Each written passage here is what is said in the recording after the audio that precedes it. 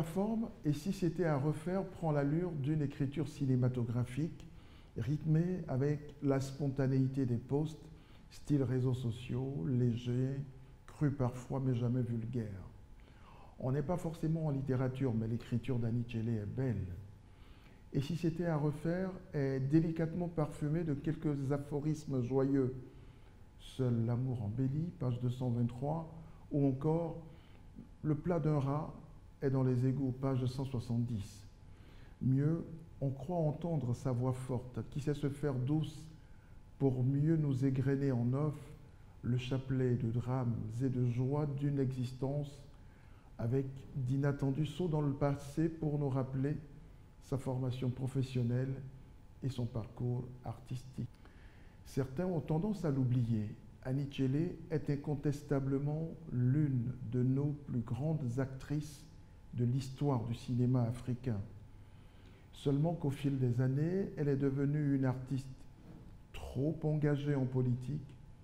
Il y en a qui, avant elle, ont essayé et qui se sont fait croquer dans cet océan infesté de requins qu'est la politique.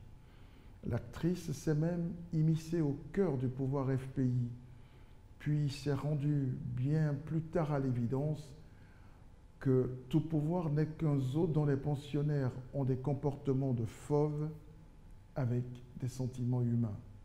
Anichele se passionnait pour les causes dans lesquelles elle croyait. Du coup, elle a vécu l'épreuve des désillusions comme un revers existentiel. J'ai eu mon lot de désillusions, de trahisons dont certaines sont venues de mes proches. J'ai perdu quelques certitudes que je croyais immuables, page 283. Le plus dur pour elle, finalement, n'a pas été l'exil, mais la désillusion de voir s'effondrer comme un château de cartes son rêve d'un idéal porté par celui qu'elle considérait comme son mentor. Le coup de fil anonyme vers 19h d'une taupe un après-midi de fin mars 2011, en pleine crise post-électorale, lui a sauvé la vie ainsi qu'à sa famille. Commence alors le calvaire de la fuite du pays après 15 jours passés emmurés chez un pasteur avec sa famille. Elle fut même donnée pour morte sur les réseaux sociaux. Puis vint le dur temps de l'exil, où la vie contraint à tout laisser derrière soi et ne partir qu'avec, pour tout bagage, désespoir et incertitude.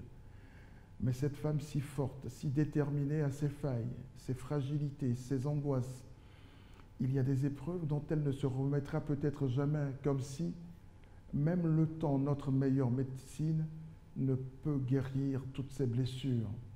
Je veux parler du décès de sa tendre maman. Difficile de faire un tel deuil. Cela dit, très humblement, je me permets de vous conseiller, et si c'était à refaire, confidence sur un parcours de vie d'Anichele. Bonne lecture et à la semaine prochaine.